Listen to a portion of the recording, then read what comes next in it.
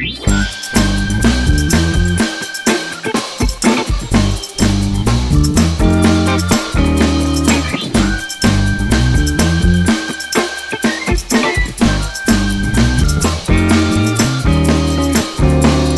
makes me uncomfortable.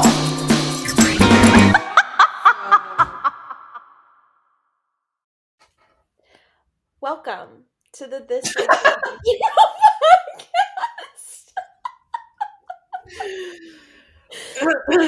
Very where nice. we discuss all the things that make us uncomfortable. Hi everyone. I am your co-host Laura. I'm your other co-host, Jade. This episode is all about therapy. How does that make you feel?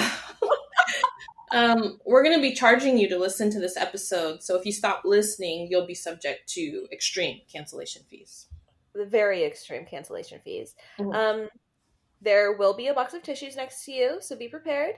And now let's just jump in right into our daddy and mommy issues and trauma, shall we? So much to talk about. So much to talk about. I'm so excited. Mhm. Jade, Yes.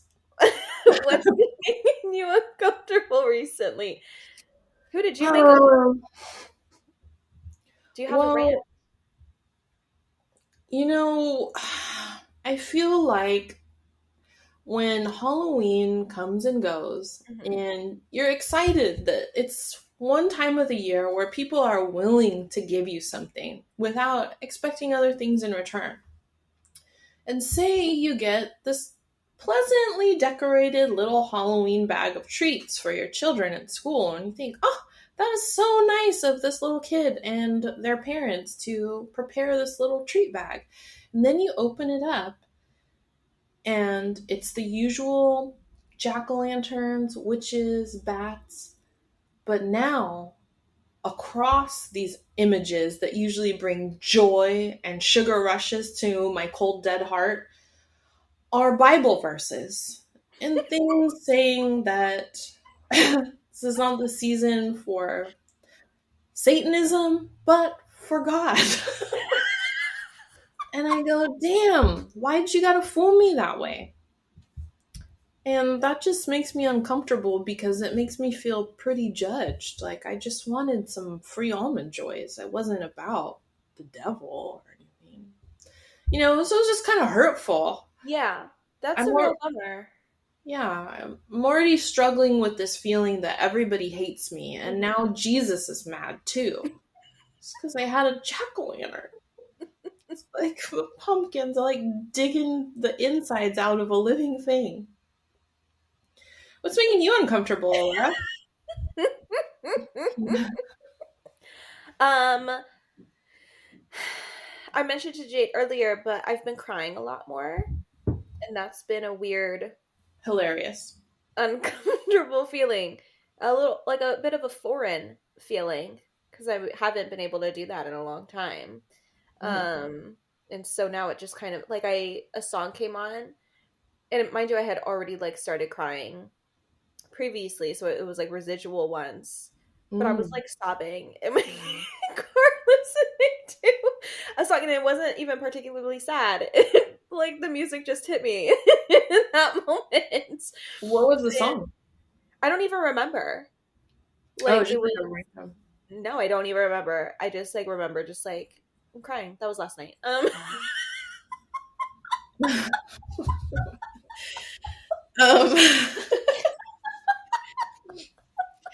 But yeah, okay. so I've just been... Oh, go ahead. When you cry, I've only seen you tear up maybe once or twice, and it was very unsettling, very out of the ordinary. But when you cry, a full-on sob, what is the most uncomfortable part of the way that you cry? Because some people are like the chest-heaving sob. Some people is just like rivulets of snot running. Like, what is it about crying that's physically uncomfortable for you? I just think the pressure in my eyes. I get a headache, and then, but that nap afterwards or that sleep, it just is so good. Yeah, because it's so exhausting to cry. Yeah. I always get a stuffy nose too whenever I do it. Mm-hmm. Yeah, it's kind of hard to breathe, and then you start thinking like, oh my gosh, maybe I'm dying, or maybe I deserve to die. That's And then how it feels, yeah. yeah, You just see me. So we belong together. Was there anything recently that surprised you in making you cry? I know you said the song that wasn't particularly sad, but was there a topic or something that you didn't realize you had tears for?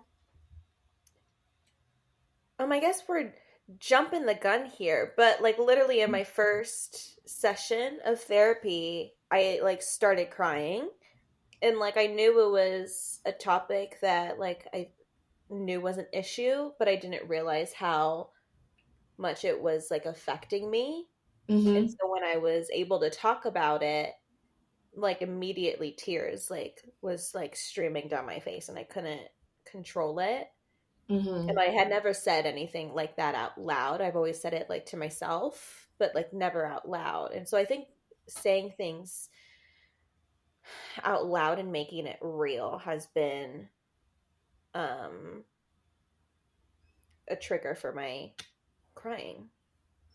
That makes sense. Like your body's telling you that it's been carrying all this around, and you haven't been able to say it. Mm-hmm. Do you ever try to make things real by saying them in other ways? Like, Jason Momoa wants to have sex with me. Jason Momoa wants to have sex with me. And then see No, what never happens. that. I actually never say things out loud. I am very much a person that lives within these confines of my skin. Good you have a podcast then. Yeah.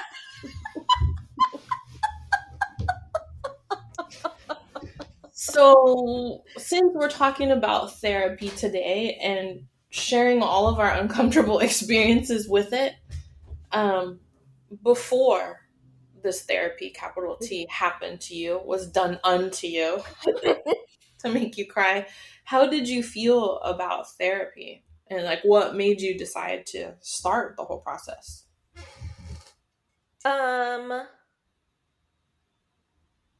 My thoughts before, like I always said like yeah, everyone should go to therapy. It's like really beneficial. And then I would like never do it because I was like, I'm fine. Hypocrite. Like I'm good. Like nothing is that wrong with me. Like there's so many other people that could benefit from it. But actually, it was Tuba um, who said like Jade's been going to therapy for years and she's still like her, like she hasn't lost who she is to her core, you know. And I think that was my biggest fear was like I actually like the person that I am because of all the things that I've been through and all Mm-hmm. of my life experiences. So if I heal like those things, what am I? Mm-hmm. Like what do I have left? Yeah. Um and so she said that and it kind of like clicked and I was just like, okay. And then also I think in this era and space where I really do want to be healthy in every aspect of life, especially my mental. And so I was just more open and susceptible to the idea of it. Well, first of all, shout out to Tubes for being able to recognize a true OG. But I think what you bring up is a real deep rooted fear, especially when you come from people that so many things have been taken away from us and we've been pressured from all these different angles to be a certain way. So to voluntarily subscribe to a practice and a philosophy where you have to share yourself in an effort to be quote unquote fixed or healed or whatever, it makes sense that you would be afraid to lose those parts of yourself that were made through the way you grew up, culturally, even if it's painful, like it gives you certain qualities. And sometimes I think we valorize ourselves with strengths that come from pain, which is its own kind of fucked up thinking of like, oh, well, I'm good because I'm hurting, But yeah, I think it makes sense to be afraid to lose yourself to something that feels that it's often practiced in a very white kind of colonial way too. Mhm. I think that was one of my biggest fears going into it, added with like this conspiratorial theory that, oh, like therapists are just out to get your secrets and then use them against you, or Mhm. file paperwork with some organization that's then going to surveil you and tell you you're wrong and put you in jail or put you on medicine, and that's how they control you and they win again. So I had all of that that was very much imposed upon me for good reason, because of history and the way the medical industry has worked against us, in particular women of color especially. But I didn't have a choice. I was gonna ask. I was just like, why did you start? When? So when I was in junior high school, we had a journal writing component of our English class. For some reason, when I was in junior high, we had 2 periods of English. So like we were in that classroom for a long time. So I think the teacher was just tired of our, preteen asses making jokes and fucking trying to like dry hump each other in the back of the room, like all of this terrible stuff that you do when you're 12 or 13. And I wrote something in a journal. I don't know what it was, but I got red flagged. And I was sent immediately to the school counselor. And one of my friends got sent there too. And he said, he went in before me and he was like, oh, I just told her that everything was okay. And I got to come back to class. So no big deal. Like, you'll be fine. And I was like, okay. Now, keep in mind, at the time, I literally have like cut up wrists that are bandaged in gauze at the time. And I'm like, I'm going to go in and tell her everything is fine. Don't worry. So I go into this session fully prepared to say like everything's cool, like nothing to worry about. I just want to go back to class so I can fucking stare and salivate over some boy or whatever. And she starts asking me very specific questions about what I wrote, about something about family, like who I was living with and what was going on in the home. And so I felt like I was describing it very surface level. This bitch starts to cry. I think I just destroyed her career in one session because she was crying. I wasn't crying. And so I'm like handing her own tissues. And yeah, so I got a referral to another therapist after that. So I didn't And have you been in therapy ever since? Did you take breaks? Oh, I took big, long breaks. I had several very negative experiences with therapists that kind of, I guess you could categorize them as the very impersonal kind of therapists who literally had checklists out and were just asking me questions and checking off a list, these very diagnostic, kind of quantitative assessments. And then the ones that did talk to me, because I had problems and conflicts. I know, shocking, surprise. And so I had to be rotated around, and there were ones that I met that would be more willing to talk to me, primarily women. And I did actually have an Asian American older woman therapist when I was in my early 20s who would actually like listen and ask questions. But I had grown up learning so well to hold things back and protect other people by not telling the full story. So it was almost like I was playing a game. Like I knew what the therapist wanted to hear. I knew what I needed to say in order to get medication. I knew what I needed to do to get them to sign off on certain things. So I wasn't really being true to myself for the process up until maybe a year and a half ago. And then some like really bad stuff happened in my mind where it was like a do or die situation. And I sought out an Asian American therapist who was my generation, my age, and was also mixed. And so knew that without me having to explain stuff. Because in the past, like with therapists from other backgrounds, I felt like I had to give them this whole cultural history. Like, Well, according to Wikipedia, Vietnam is a country in Southeast Asia. The climate is tropical. No, it felt very anthropological, and so it was very uncomfortable because it seemed like they would hear things about family dynamics and automatically assume from their cultural bias that, oh, this is abuse. I was like, but you got to understand, like, culturally. So this therapist understands that, and she understands being discriminated against for being mixed from both sides, and how all those microaggressions just compound into mental health issues. So I would say, even though I started therapy technically when I was 12, I wasn't being honest about what the process is supposed to do for you until I was 39 years old. So I'm a slow learner.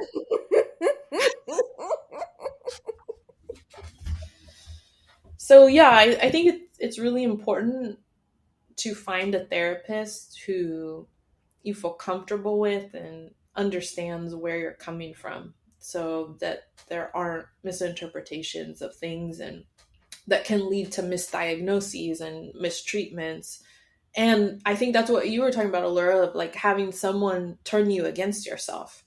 So I think having someone with a background who can get you a little bit more makes you feel like you're being true to yourself rather than betraying yourself or your culture for the sake of mental health. And I think that's a real fucked up thing in a lot of our cultures, is that mental health seems like a divergence from the cultural tradition. So now you got to choose, do I choose my culture or do I choose not killing myself? And why can't those two things be the same thing? So trying to untangle the cultural traditions from trauma and health and things like that was really hard for me. Is still really hard for me, but getting better. So how did you choose your therapist? Like, what were you looking for? Because I know you're really into serial killers, and so you understand the process of finding the right traits of your next victim. So how did you decide this therapist would be your next victim? Yeah, so I definitely wanted, like you were saying, I wanted someone that was of a similar background to me. So I filtered through like Asian and Pacific Islander, like female therapists, because I really needed a woman. Yeah, we all do. Yeah, and I think those were all the filters, and then like they had like a short little like bio or something for each therapist, and then like their specializations and all of that stuff. So I was like going through all of them, and the one that I found, she mentioned something, and it was just like, is you're like new to therapy or you've experienced like life transitions, or just she was hitting all of the points of like my personal experience and like what I was like looking for. So I felt like I gravitated towards her immediately, and like all her specializations kind of hit onto things that I also wanted to work on. And so I was just like, all right. And so ever since then, I love her, and I just want her to love me back. It's always a healthy impulse with a doctor. Just love me.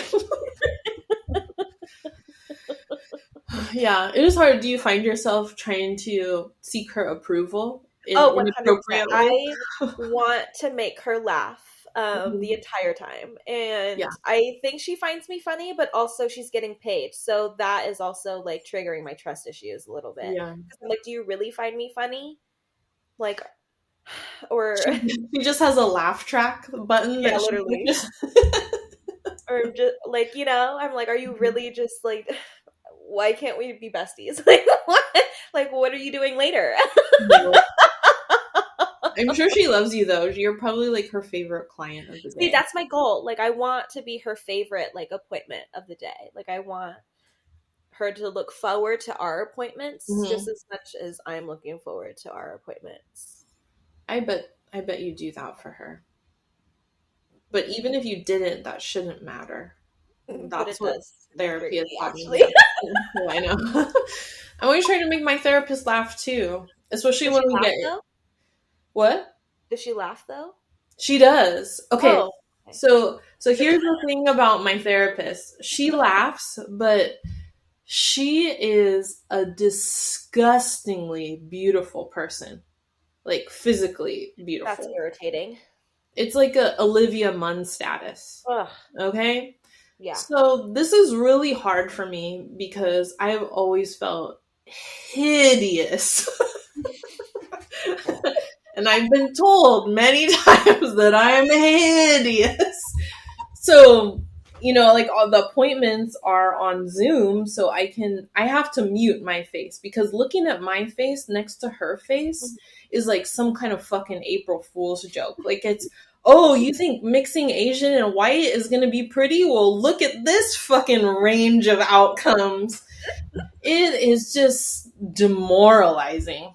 So when she laughs, when I'm able to make her laugh, which is like all the time, humble brag, she has just like this beautiful smile, the teeth are perfect, and she just kind of does a like a it's just like a naturally just this beautiful thing, and I'm just like, oh man.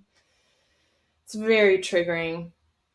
But I do also seek her approval. I think probably even more so because she's very beautiful. And so I aspire to be her, but I also wish I was with her. Like, she just is so pretty. Yeah, she was like, oh, I might be able to open up in-person appointments again soon. And I was like, No. no. Especially because she practices these somatic exercises, because she says, as Asian Americans, this talk therapy thing is not going to work well for us culturally. Like, it's just not. There's a wall that we hit. So we have to like tap back into ancestral practices and like focus on the moment and the body and these meditative things. And I have a lot of nervous system issues, to say the least, while I'm like pulling at my shirt right now. We should YouTube an episode. I'm like, oh my God. But she notices like when my neck starts to hurt or my throat starts to close up when we talk about serious things, or I just feel like I'm going to puke all over the keyboard when she brings up certain things from my past. And so she has me do these somatic exercises to try and re-regulate or regulate for the first time my nervous system that's been fucked since I was a little kid.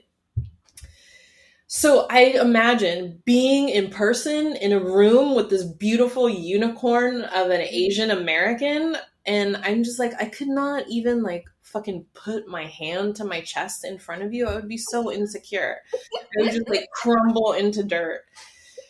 So we're sticking on Zoom for now. Yeah. I like the Zoom sessions as well. Because I feel like it's a barrier already with that person. And so I don't have to actually see them, like feel their energy in person, Like I feel very much protected in the confines of my own space, sharing and divulging these things, because I feel like, oh, she's not really real. Like, yeah, it's just a hologram.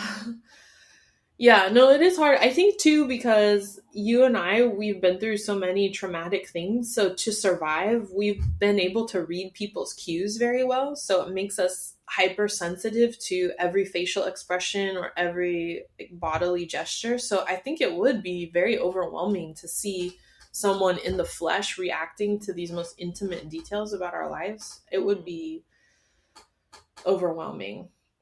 And then, oh my God, if she's wearing a dress, forget about it. Okay, so say you're in Zoom, or let's imagine that for some terrible reason that we have to meet these therapists in person. If you could choose an entrance song, like, the way a professional athlete enters the field or the court or the sports room, as I call it, as a true fan, what would be your entrance song? Oh, that's such a good question. Thank you. See, I seek your approval as well. I don't know why this is popping in my head, but the WWE like old Oh my Like, god. He's ready to throw down. like, you know, like they're, I think it was the Undertaker, Mm-hmm. just like that vibe of just like unsettled, like ampedness. Mm-hmm. I feel would fit my vibe perfectly. You'd be so pumped up going in there. I'm already pumped up. Like it's literally the highlight of my day. But I just feel like to satisfy like my love for creepiness and just over dramatics, that would be just perfect for me. Mm. I like that. That's very heroic, I think, too. Because then also like my therapist can be just like a little unsettled too. Ooh, yeah. She You can know? up her game, yeah. Mm-hmm. And then it'll be like, fuck, this is the type of time we're on, you know? Who's in charge now, bitch? Literally. That's Yeah, all the power play. I love your power plays. Thanks. What would be your song? Pony by Genuine. Tell me you don't like that. That's really good. Wow, that's really iconic. That was probably the perfect answer. Talk about unsettling. I just love the way that beat drops. It's really good. There's nothing like it, actually. Yeah. Well, especially too because my therapist has picked up on how I will ramble incessantly because I can't ask her questions, and that's how I'm used to interacting with people. Like, oh, okay, you ask students how they're doing, you ask their kids how you're doing, so it's all about other people all the time. Mm-hmm. Someone asked me to talk about myself, or like when we're doing this podcast, I just start rambling to fill up the time. I'm just like, oh my god, did you read the news? You want to try this new recipe for cookies that I found? You know, it's like this delirious, just word vomit, and I do it in therapy a lot in the beginning because she knows that about me, so she'll stay quiet. Like she won't say anything or she won't ask any questions, and it makes me so uncomfortable. Yeah. So I think if I entered with Pony playing in the background, it would just add like a nice like little fun element to this uncomfortable rant that I always go on. Yeah. I think you should start that. Mm-hmm. I will. Update me with the results. She's probably gonna file a report on me or something. So what are the most uncomfortable parts of your therapy session? I know you mentioned the crying. What else really bothers you about the process? She like validates my feelings a lot. Gross. And I'm just like, all right, like what do you want me to do with that? Like like say something mean to me. I respond to that better. Tell me how I'm wrong, you know? You know what worries me about that is we all know assholes in the world. What if they go to therapy and their therapist says, no, you're right. Like, the way you're feeling, the way you're acting is totally good. Keep doing what you're doing. And that is just a lie. It is a lie. But yeah, I think that's probably my biggest like thing. I'm just like, okay, like I already knew that. Why did you have to say it? Just move on. Oh my god, it was so funny the other day. I think something similar to you making that school counselor cry. Like, mm-hmm. I had like mentioned something about like I remembered a memory and I told her about it. And then in the next session, she was just like, Allura, like, that story you told me has really been on my mind and I couldn't, like, get it out. Like, she was like, it made me really sad and, like, all these things. And I was just like, oh, I'm so sorry. Like, I didn't mean for that to happen to you. You know, she was like, how do you feel about that? And I was like, well, I thought it was normal. So I really don't feel anything towards that. But I'm glad you had some type of reaction. I'm sorry to burden you with the traumatic stories. Yeah, isn't that weird? Like how numb we get to things that just felt normal to us, and then you get this barometer from the outside world of like, oh no, that was incredibly abusive or traumatic. And you're like, oh, whoops. It was really funny. She's been like doing like I'll say like start like saying stories and then I see her reactions and I'm just like, oh yeah, like Yeah, that was really bad. yeah, I was just like, oh my goodness, but I'm like, that's so nothing. Does it make you feel better to know that those things that you just took as normal or something that you deserved, to see that someone is saying, oh, that's bad or that's sad? Yeah, I mean, because like, of course, I think that's been the biggest like thing of therapy for me, like, because I feel like I'm very much introspective and I like to learn more about the way that I'm feeling, like internally. And so I've already come to Mal like with like, hey, I have abandonment issues and like I already know I have it because I have this and this. Like let's talk about it. Let's come up with strategies to overcome it, like all of these things. And so she was like, Allure, you're doing like all of my job. And I was like, well, Mm-hmm. follow along. Keep up. But I appreciate that she'll give me another perspective or something Mm. or ask a question that I wouldn't have thought about, you know? And so it's just like outside looking in. Because, of course, like you can see it from only your point of view, Mm-hmm. you know, and you can try and flesh it out, all that. But you need an outside or source to be like, hey, have you thought of this? Or hey, did you see this connection? Because that's Yeah. that's a straight pathway there. And it's like, oh, I didn't even think of that. Thank you. I know, I hate it when, like, in the last 5 minutes of the session, she's like, oh, huh, that reminds me of something your mother said to you. And I'm like, God damn it. Yes, that literally happened. Yes. Yeah, I have a similar thing where I'll just be telling a story and the details that I feel are very inconsequential. She's like, huh, wait, hold on, what? And I'm like, oh yeah, my family used to go on vacations without me. And she's like, well, why did they leave you out? I'm like, because I'm the ugly one? Like, what is the problem? Let me keep going with my story. And she's like, no, hold on. She's like, do you think that has anything to do with why you always feel left out of every social, thing that's happening in your life? And I'm like, no. You're so stupid. I know. What a dumbass comment. Yeah, but it is funny, like when growing up you focus on certain things that you feel are the problems for you, and then telling the story, giving all the exposition to this new listener, they are picking up on all these other continuities that give the whole picture of why you feel the way you feel. And so it is quite overwhelming sometimes to have that sounding board.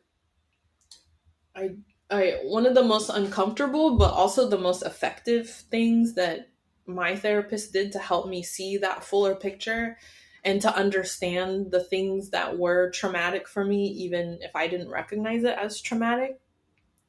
She, especially early when I started with her, she would always say, okay, can you like take me back to how you were feeling at 4?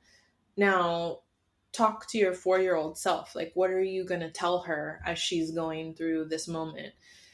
And she's like, you have a daughter who's 4 right now. Like, what would you say to her if she was going through this? And that was highly uncomfortable for me to like see myself as this little kid, like as my daughter almost, and try and console her or heal her through this pain that she was going. And is still so young, she doesn't even understand or definitely not able to express the pain. So that was super, super uncomfortable, but also very useful because I am used to hating myself and saying the worst shit. Like, if anybody ever talks shit to me, I'm like, boom, I already said that to myself on Tuesday. So like I am the meanest to myself. So to like flip it so that I am now comforting myself and trying to love myself, that was so hard to have that positive self-talk or a loving self-talk because I'm just used to being hateful toward myself. So that was very uncomfortable in therapy for me. Yeah. but like, fuck that little kid, right?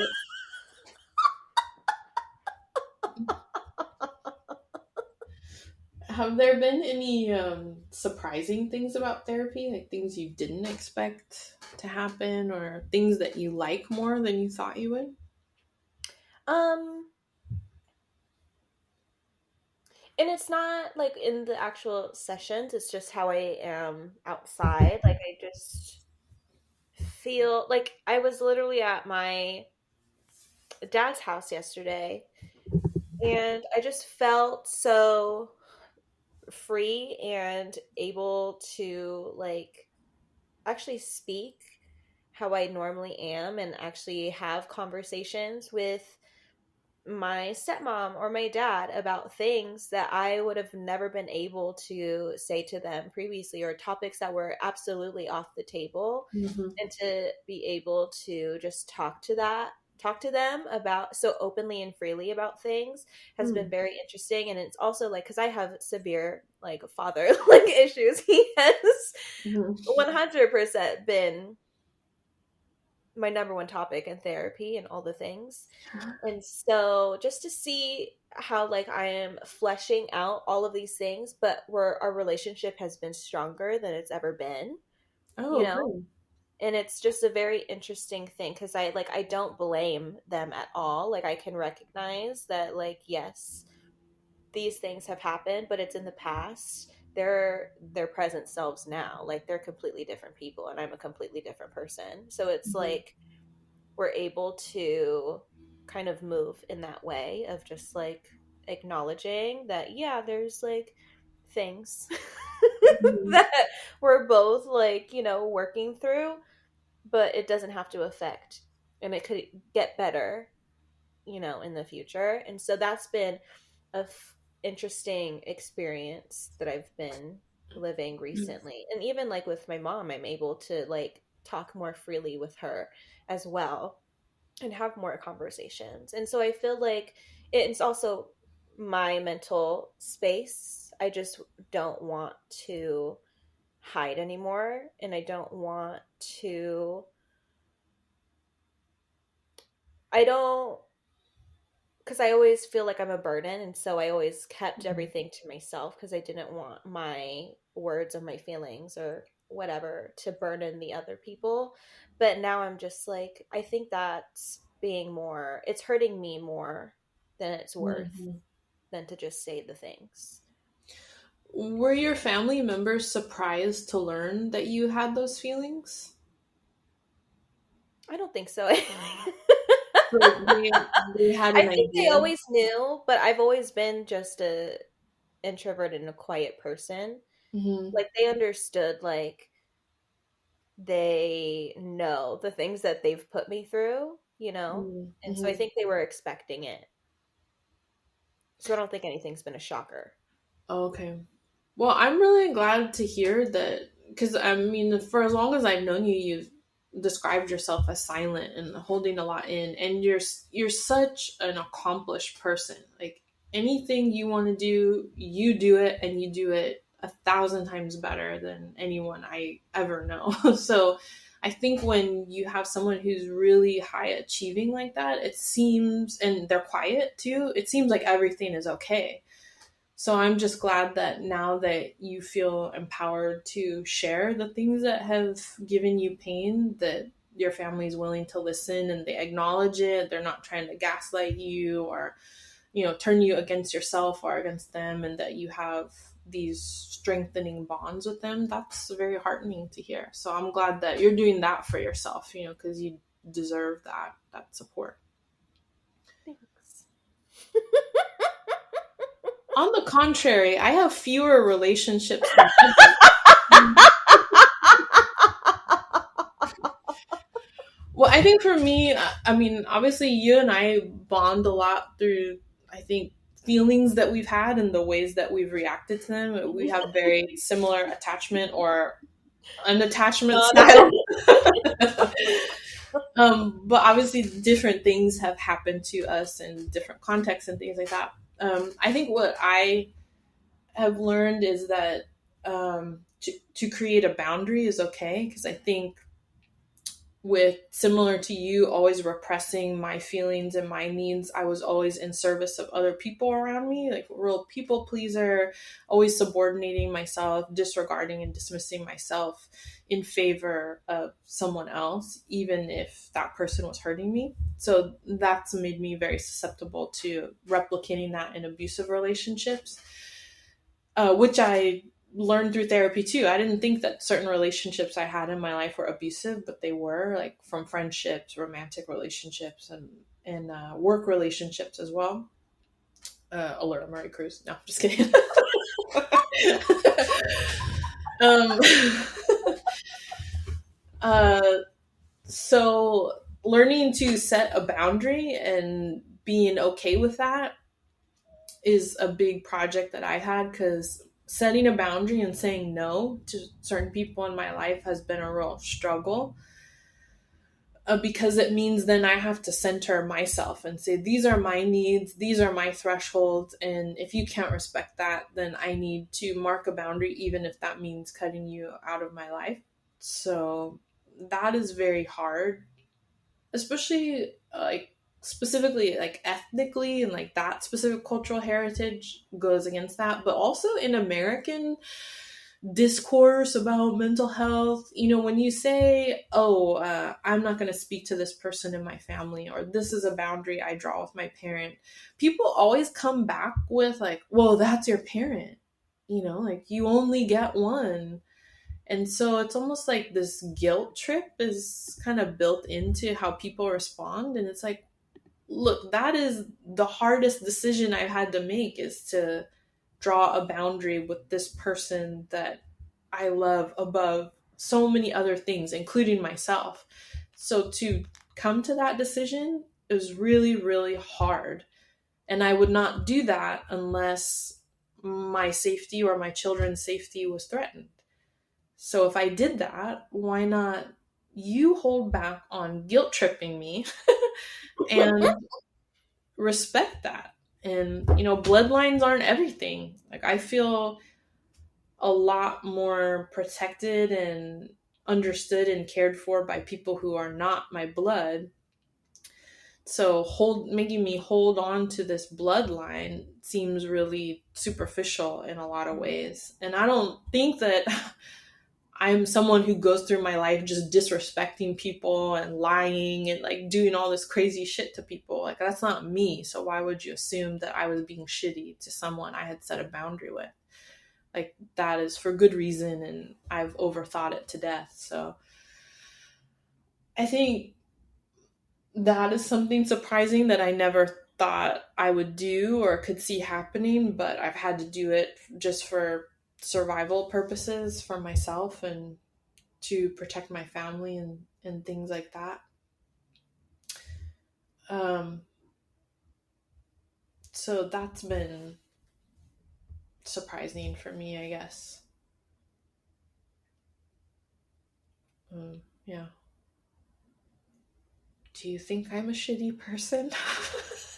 I think you're my favorite person.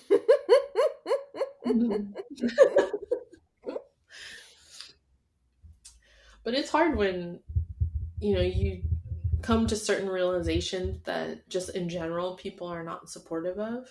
Mm-hmm. And so it kind of makes you feel a little more lonely in things. But that said, I feel like the relationships that remain, the few that remain in my life, have improved through therapy. I'm better at communicating in a non-angry, explosive way.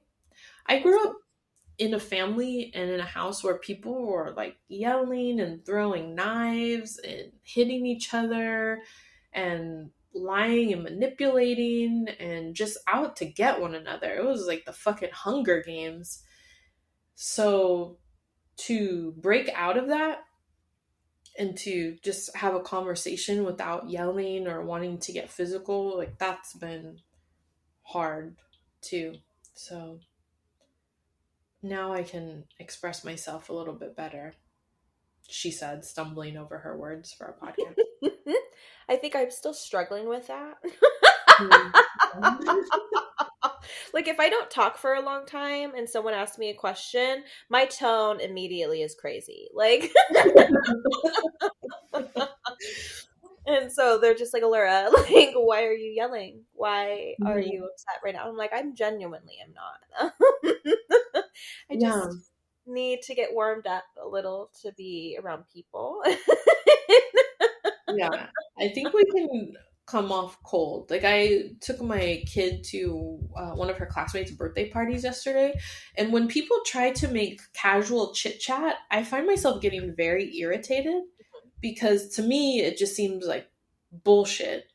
And maybe I'm the type of person that wants a trauma dump immediately. Like that's the Who only doesn't love that? Like, yeah.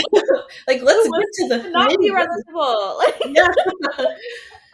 Yeah. So when people want to chit chat, I just get kind of exhausted and annoyed by it, and I'll check out. I just like dip out of the conversation.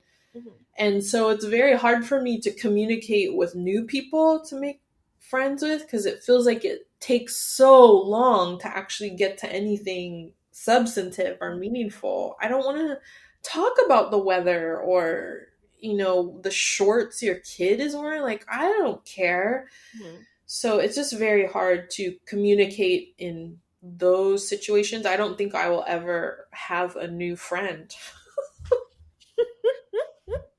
Oh my gosh, Allura, the screen is kind of like frozen right now. So it's like showing you touching your hair in slow motion. You look like a shampoo commercial. Oh, thank you. Thanks. It's so weird. It's I not always synced. wanted to be in a shampoo commercial. Yeah, it's not synced up to what you're saying at all, which is really weird. Here, let me put my camera off and back on again. No! Is it better? No, now you're Oh. pixelated. Okay, well that's, let me just for a little bit. Oh my god, this is just like my nightmares talking to no Literally, one in a I dark know. I room. didn't want to do that to you for too long. Yeah.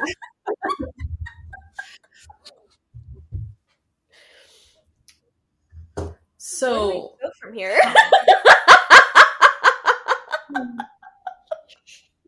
well, we have other questions. How this is, I laughed when I wrote this. How many times a session do you mention me? Provide specific details, please. Actually, I think about you a lot. Lies. I do. When do you think of me and what about and why? What for? I just think about you all the time, and if you actually love me. No, but I just admire the person that you are Gross. in all forms. I'm trying to express how I feel about people more Mm-hmm. because I feel like I do that with my actions. Yeah. Like I'm more of a like acts of service type person or quality time type person. I'm trying to say I love you more, trying to just vocalize how much people mean to me more and not sound like cheesy or just that I'm saying it, but really letting them know. It's hard. I'm very uncomfortable right Yeah, now. because I feel very fake and I feel like everyone just thinks that I don't mean what I say, but I do. Isn't that sad that we've grown up in a way that makes us feel like telling someone we love them feels fake or weird? Yeah. Like I just cuz for me I'm just like all right, like what that those words mean nothing to me. Like show me with your actions. Mm-hmm. But people want to hear it. Yeah, it's true. It does make a difference because I'm very similar, especially in my marriage. And my husband likes to hear it, and he's very expressive and communicates very well. And so he wants to hear "I love you" more. And in the beginning of our marriage, that was really hard because I was like, "Are you kidding me? Like, I cleaned the house, I did the laundry, I made a meal for you. Like, all these acts of service, I'm Yeah. showing you that I love you. If I didn't love you, I wouldn't be thinking of you in all these ways and have invested time and energy and effort into them." And he was like, yeah, but I love you. And I was like, ew. Yeah. Grow up. Yeah. So it's very hard to make that transition to verbalizing it. But I appreciate that you are putting in the effort. It's hard for me to accept hearing it, like and to accept compliments and things, because I always assume, oh, this is bullshit, like this is some ruse, some like practical joke that Allura and everyone we know is playing on me. But I love you too. No, it was actually so funny the other day. Like, I forgot what happened, but I thought Tani was mad at me because, Mhm. oh, he asked me for something and I was just like, it didn't work out. And so then the next day, just like I noticed his like behavior shift, you know? And then I started like over analyzing like what happened. And then I was Mhm. like looking at old text messages. I was like consulting and I was just like, is he mad at me? Like, what is happening? Like, I didn't do anything wrong. But then of course I was just like, no, it's my fault. Like, he's pissed. So then eventually I was just like, are you mad at me? He was like, I literally texted you like I loved you in that like message. Like, what do you mean? And I was like, but like But really, your behavior was different towards me. I could feel an energy. And he was like, that's not a thing. And I was like, oh, I you're just love. tired. And I think you mentioned it too. It's just like when we say people hate us or we think people hate us, Mhm. it's very like self-centered thinking, Mhm. because it's like, oh my gosh, like, yeah, he was just stressed or something else happened in his life that had nothing to do with you, you Mhm. know, and you Yeah. just internalized it to make it about you. And so I've also been trying to work through that too. Yeah, I mean, it comes off like it's self-centered, like, oh, like, why do you think everyone's little action or micro action is about you? But really, I think that need comes from the fact that we had a lot of needs or desires that were unmet or Mhm. unseen growing up. So we're seeking to fill that, to like be part of it and be seen. We're just doing it in the wrong ways, and we're only picking up on the negative things that it Yeah. might be.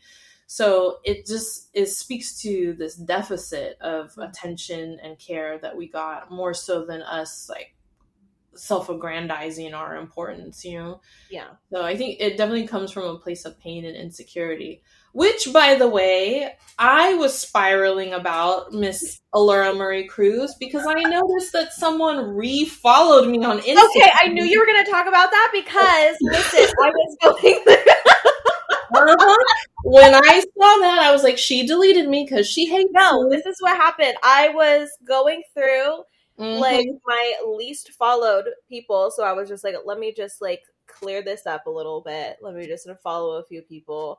And then you were at the top of like not the least like interacted with list. You were just at the top of like my followers in general. And so I accidentally, like my thumb accidentally hit the unfollow button. And I was just like, fuck! Like, she's gonna have a notification that I just followed her, and she's going to be overthinking and spiraling. And then you did. So I was just like, God damn it! And so I was fully expecting like some sort of like screenshot or text message or something. And so I was just like, okay, maybe she didn't notice. Of course I noticed, but I was I too know. paralyzed I by was just, pain to do anything. but literally, I was just like, this is gonna be a thing. It's very hurt. Very, very hurt. It was an accident.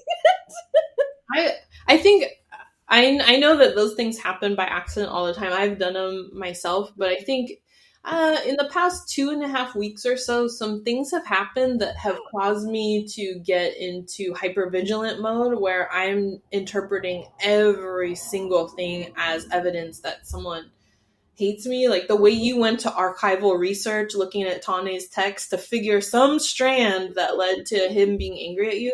That's what I do daily with about 17 different people in my life. And it's just been very sensitive lately, so I think that's why I interpreted that way. But it's cool. This will be our last episode together, so whatever. No, my literal reaction when I saw that, I was just like, fuck. Like, I'm gonna have to address this. It's good content. It's good content. So So outside of therapy, what are you doing that is therapeutic for you? oh my gosh. So, okay. So I was talking to Mal because I was just like, it's not necessarily a problem, but I could it could turn into one like really quickly. Mm-hmm. It's And cocaine. I was like, my drinking habits and behaviors, you know, Oh. and I was just like, because when I'm drinking, I just feel more of like myself. I just feel like me. Red flag. Yeah, like I said it, and I was like, fuck, like she's. Mhm. And I was just like, because, like, you know, I'm super just overthinking all the time. Also hyper vigilant. Like, my nervous system is just constant. Like, I'm tense all the time. I Mhm. don't know how to relax. And so when I'm drinking, it's like all of that goes away, and I'm able to just, like, be myself and be, like, carefree and, like, not have to overthink every single interaction, every single time I talk. Mhm. Yeah. And so I was just telling her that. And she was like, well, that makes sense. Like, you're super, like, hyper aware and, like, your mind is going 10 million miles a minute all the time. Your body doesn't have time to relax because it's always, like, a watchdog. And so when you're drinking, like, it sends signals to your brain like, oh, you can, like, end of watch, like, you're good to go. Like, everything's fine. She was like, what did you do, like, before you drank, like, alcohol? And I was just like, I didn't do anything, Mel. I've just been in this constant state. She was like, well, let's find some activities for you to do, you Mhm. know, that doesn't include that. And she was like, why don't you, like, take a bath or do a massage? And I was like, I hate both of those options. A bath. That's offensive. Gross. Yeah, I was like, why am I going to be swimming in my own, like, Yeah. body dirt? It's disgusting. So And then, like, massages, people touching me, no thank you. So then I was, like, cooking the other day, and I was just, like, so blissfully happy. Like, I just had the music on, like, and I realized I was only thinking of the task at hand, Uh-huh. you know. And so then I was just like, oh my god, like, my medium has been cooking. Like, that's been my activity, and it, like, brings me such happiness to make things, like, make food, also to eat them, and then also to, like, have people eat it too. Like, it's killing so many birds with one stone, you Mhm. know. And so I realized that that's been a big epiphany. And so So I'm what really have happy. you been cooking lately? Everything. I got a cookbook and I was so excited. But I've been making salmon. I've been making, like, bowls, a bunch. I've been making steak. Oh my gosh, I made steak the other day with, like, homemade fries and garlic aioli, and I caramelized, like, onions and mushrooms, and oh my god, Whoa. it was delicious. This is like some high class chefery right here. Yeah, I have so many pictures.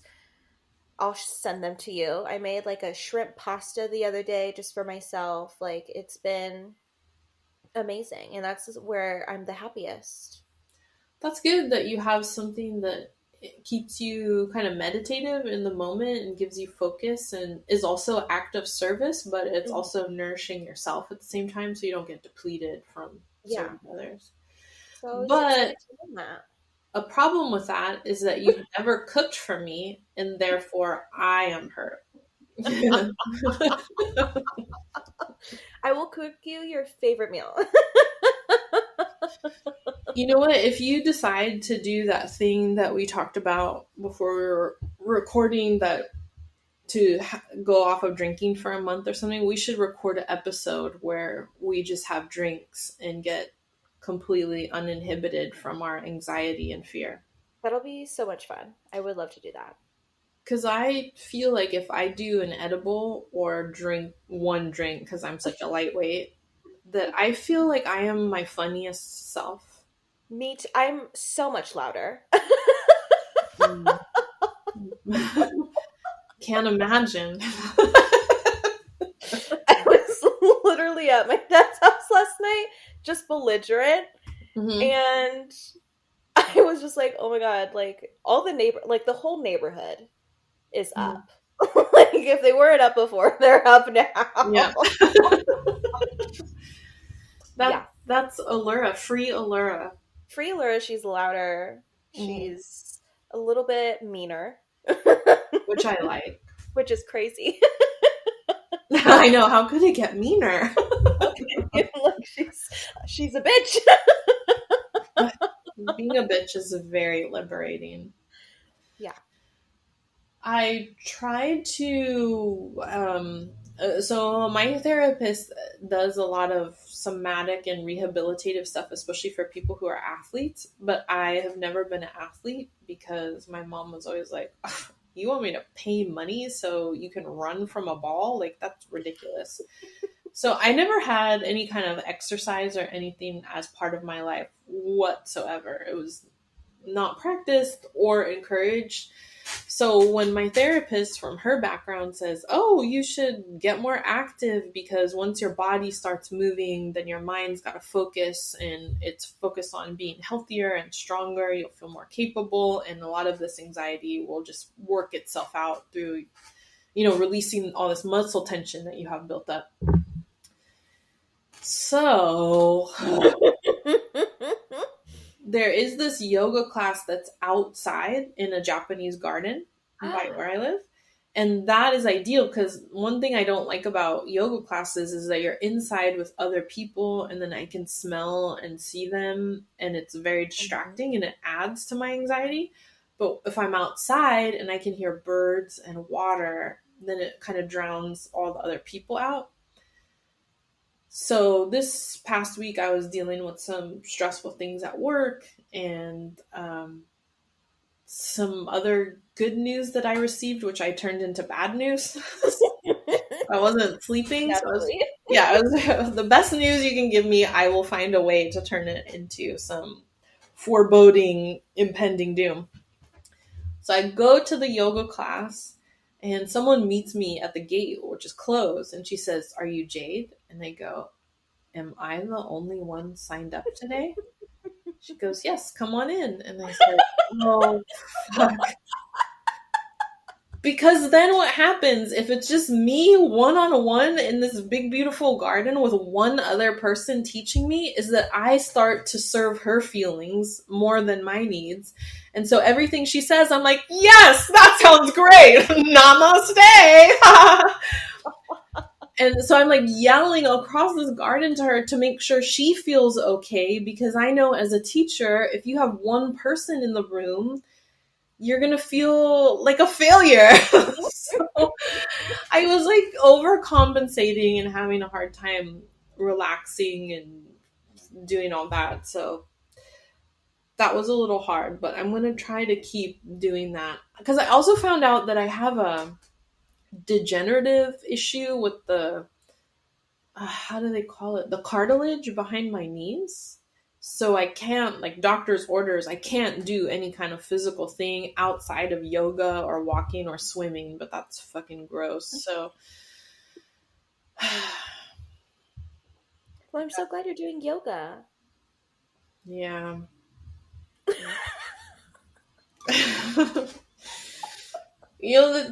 They say like, "Oh yeah, this Asian like ancestral stuff is like getting in touch with." My ancestors would be like, "Oh honey, you fell far from this tree, like you don't get it." And I honestly don't think my ancestors were good Asians. I don't think they were like doing. I don't know what a good Asian is. I've never met one. Mindful stuff. I always love it when you meet people who they find out you're Asian and they have all these assumptions about like, "Oh, you guys are like so healthy and like eat all this like healthy stuff and are into serenity and Zen." And I'm like, "Fuck no!" Like my people were ready to fight. So there's no peace running through my blood. if your ancestors knew that you were going to therapy today, how do you think they'd feel about it? I don't think they would approve. Um, cause like what was it? I think it was from Beef, and it was like Western medicine doesn't work on Eastern minds, Uh-huh. and so I always think of that Yeah. because I'm very much whitewashed and Americanized, But even then, my parents, like growing up, they were like, what? You don't need that. Like, we give you everything. Mhm. Like, you're loved, you're fine. Yeah. Um, but my parents need it. And now they are, half of them are going, or they're being more susceptible to therapy and all of that. But no one else. Like all the families, like my grandparents, aunts, uncles, they still are just like, no, thank you. Why would we do that? That seems ridiculous. That seems very self-serving. Yeah. And so, like, I I read understand that, but what are you gonna do? mhm. I read something recently that talked about how PTSD and even complex PTSD is still conceived of within the system of white supremacy that thinks of time as linear and that the brain processes things in a post way and all that stuff. And that makes a lot of sense. And so people who have been, colonized or subjected to racism and feeling other, it makes sense that you wouldn't want to sign up for something where someone is going to tell you who you are and what you need to do and how to do things. So I think that is compounding the difficulties of therapy for people like us who come from certain backgrounds. Um, I think my ancestors would really just laugh at it, Mhm. which I mean could make me feel stupid for doing it, but also sometimes when I think of my grandma laughing at me for doing certain things or like getting stressed over an email at work, hearing her laugh in my head gives me a little bit of perspective. Mhm.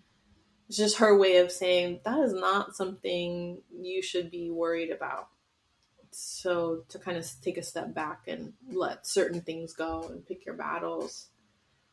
So but yeah, I think most of my ancestors would be like, why are you doing that? You have Yeah. food on your table. What else do you need? What else could you ask for? It feels like a very privileged thing to pay someone to listen to your feelings. It is for sure. I mean, I think that was the attitude I had too. I thought, like, therapy is for those who've been through something that, like, really need Mm-hmm. to, like, work it out, and they can't live without working that out. But I think everyone benefits from it. Everyone needs an outside perspective. Yeah. And And sometimes that's what it is. Like, it's not like I entered therapy, like, with nothing happening at all. Like, I was completely fine, mhm.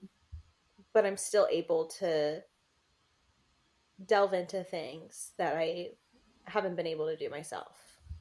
Yeah, and it's okay to trust yourself to not take in that outside perspective if it doesn't work for you. I Hmm. mean, obviously therapists will bring up some things that are hard to hear, and I'm not saying shut it down and like quit Hmm. seeing them if they do that, because I think being uncomfortable is a good learning experience. But also, too, if you disagree with your therapist Yeah. after you've had time to think about it, that's okay. It doesn't take away from who you are. And you can tell your therapist, like, I don't want to do it this way. Like, can we try it this way? So I think, um, you can still have agency in that context.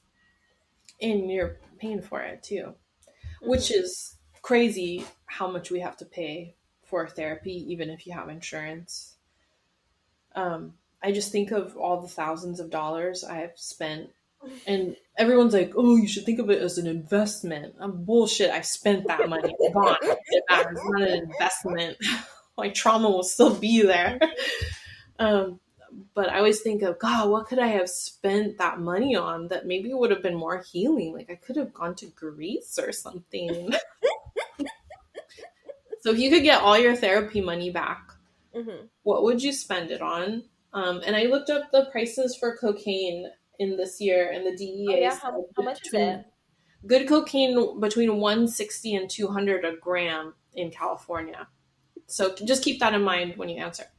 Okay, that's very helpful information. I'll definitely keep it in mind. Have you ever done cocaine? No. I'm a scared little girl. I really don't do anything. Yeah, I'm very scared of brain damage. I don't know why. This brain is not giving me much to work with, but I'm really worried about something going straight to my brain. Oh my god, I knew this guy. He was actually this sibling of someone I knew a long time ago and did so much cocaine that the cartilage in the middle of his nose rotted out. So he literally didn't have this was a septum or whatever. Oh my god. Isn't that horrifying? That's terrible. So I always think that the worst case scenario can and will happen to me. Mm-hmm. You have But to think anyway. of the worst case. Yeah, I haven't done cocaine either, but it sounds like a lot of fun and it sounds like something I would love to get addicted to. Anyway, what would you spend your money on? Mushrooms? No. Mhm. I'd probably take a trip. I've been like itching to go somewhere like an all-inclusive stay. Ooh. Really live my White Lotus dream. Mm. Have a little murder mystery. Just be one of the side characters. That's my fantasy right now. To be a side character? Yes. Because I just like want to be included. Like I don't want to be the main event. I just want to be like, oh yeah, I was there. It is a little Still stressful. like enjoy my vacation that I paid for, Yeah. but have a little bit of excitement. Yeah, just to be a bystander. It is because Yeah. it's stressful to be a main character and dealing with all No that one stuff. wants to be a main character nowadays. I'm over it. Is that what White Lotus is about? It's a murder mystery? Yeah. Oh. I watched one episode and I was like, I can't handle it. It's Something so that's- good. Something about rich people makes me very angry and I can't get past it. Like White Lotus, Succession, it's just very nauseating to me Mhm. to see white people, or not white people. I mean, them too. Freudian slip. There's a common denominator. I don't think I need to even say what I was going to correct myself to say it. That's enough.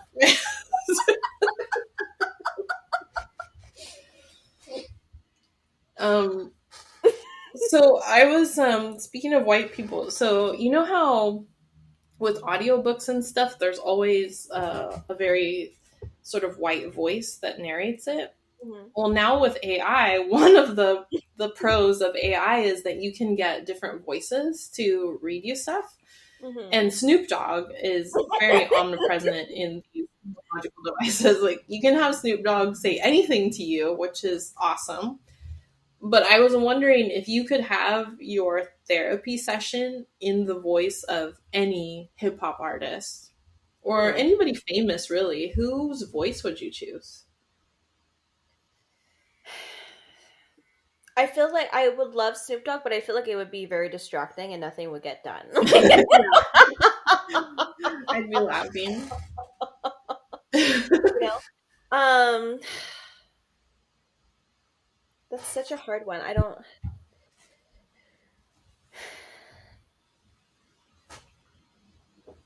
I would want someone that would be just like a little aggressive and a little bit mean. Ooh. You know? Because then it'd be like, okay, like, because I respond to that. That's what I like. Mhm. I love it when people yell at me. Okay, so I feel my calmest when someone is yelling in my face. Like it feels so good. It's the passive aggressive stuff. It that is makes the me passive aggressiveness. really crazy. Yeah. I'm very suspicious of people that are just nice, Mm-hmm. you know, and that just are always positive, Mm-hmm. you know? Toxic. Like, Well, along those lines, I kind of think that Ludacris would be a good voice. Because if you listen to his music, it's a little bit aggressive, but then he's just this little guy, and Right. he's like That's a good reading one. Llama Llama Red Pajama, and he's nice inside, but he comes off like he's yelling at you, and he's just gonna like smack you around, and Yeah, I'm there that's for it. enticing. That's exciting. Yeah, I just liked Luna!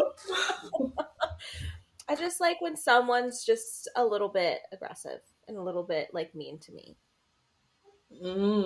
That's probably why we get along so well. You bitch.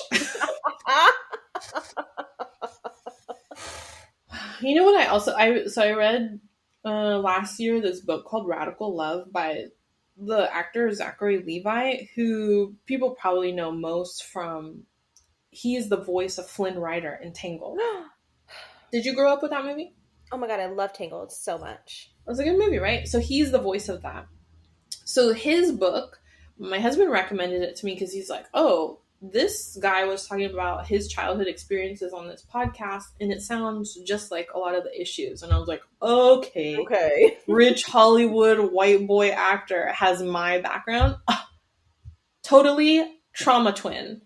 Like, no way. So much of the same stuff that happened to me happened to him, which helped me a lot to untangle like the cultural stuff from the trauma. Because I'm like, if a white boy, like a Christian white boy who is a famous actor, had that stuff, that's clearly not Vietnamese culture. And I had conflated the two growing up. So it was very healing and helpful for me to read that book. And then I listened to it on audiobook too, just to like hear it and cement things a little more, because like I said, I'm a slow learner, so I have to go over things 3-4 times before it actually makes sense in my head. But I think maybe his voice would be good for therapy because he's got a smoker's voice. And it sounds like Flynn Rider, so it's a little charming, a little like a vagabond, You can steal my crown. You just always have the best ideas and thoughts. I think about very useless things. They're very useful. You're lying to me. I realize, like, even though I overthink a lot, I think about nothing at all. Like, yeah. There's a very fine line between those two things. Because I've been noticing I like dissociate a lot. And people are just like, what were you thinking about just now? And I was like, literally nothing is going on in this brain like right now. It's like so hard to put thoughts together for some reason. But at the same time, like when I'm conscious and doing things, it's just like all of this. But when I'm still and silent, I think of nothing. Do you find that sometimes when you're quiet and people ask you, oh, what are you thinking about? Or penny for your thoughts. And if you actually try to verbalize what you're thinking about, it sounds insane? Yeah. I have that all the time. You know what I have a question for you. The more I read or see, and I'm not reading anything in depth, so this is just me skimming the surface of a very complex issue, which is what we should talk about, things we don't know anything about. But the more I read about neurodivergence, especially things like ADHD or autism, the more I'm like, wait, is this me? Am I just like undiagnosed? Because some of my thought patterns is identical to what they're describing. And there's a woman on one of the recent seasons of 90 Day Fiance who's been very open about talking about her autism. And she's defining it in these moments of this relationship of, she gets very overwhelmed in public social settings and the sensory overload causes her to shut down. She's, unable to express herself to her partner because she's so worried. And like all the things that she describes, I'm like, oh, well, that's me. And she's describing this as symptoms of her autism. And so...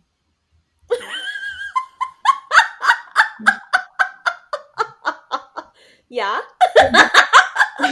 But then I don't want to be like, oh, well, I identify with this. I don't want to like, co-op something that I don't fully understand, but it feels like the more I learn about it, the more I'm thinking, maybe is this part of why I'm struggling in this way, is because my brain is just wired in this special way.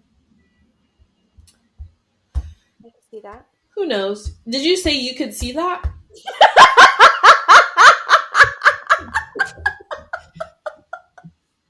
I did. I gotta ask my therapist. I've asked her so many times. I'm like, do you think I'm bipolar? Do you think I'm schizophrenic? Because I think maybe that's me looking for answers. Yeah. Why my brain works. Sometimes there is no answer. Oh, great. Not everything is easily explained. Or defined.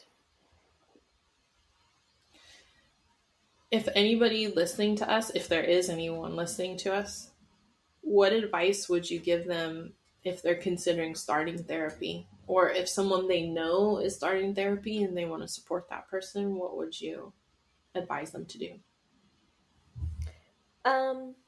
You literally just talk about yourself. Like, and who doesn't love that? You know? Great advice, Laura. Like, just do it. Like, I'm having so much fun. Like, you get to learn more about yourself, and who doesn't want that? Like, and it's you're talking to a stranger. Of course it's uncomfortable at first. Like, she made me cry my first session. I was like, I don't even know you like that. Like, back up. But there's something so freeing about being able to talk to someone you have no connection with, you know, and like tell that one person something you have never told anyone and maybe have never even told yourself, and then to like not see them again. And, you know, like that's just so freeing. And like you can't even express that with people you really are close with, you know, and so you need an outlet somewhere. Yeah. Because if it's not coming out in this way, in like a healthier way, then it's seeping out into something that's probably negative or something that's detrimental to you or to others. Yeah, that's a good point. Releasing that steam, it's a way to take care of the people that you love too, because inevitably that's going to boil over in some way. So by spending an hour with this stranger who is actually trained to deal with your shit, Yeah. then you might be saving months, if not years, of pain in relationships with maybe people you're not meant to be with, or people that you're bonding through trauma instead of something valid and strong. So it's not just an investment in yourself, but all the people that you love too.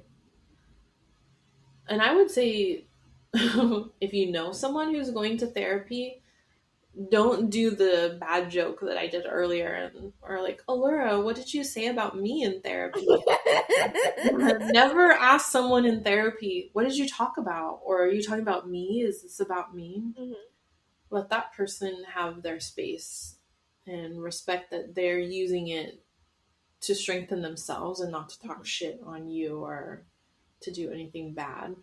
And even though it doesn't seem in line with some of our cultures, that it can just continue generations of unhealthiness and abuse and systems of trauma that we've learned to accept as part of our culture, but don't need to be.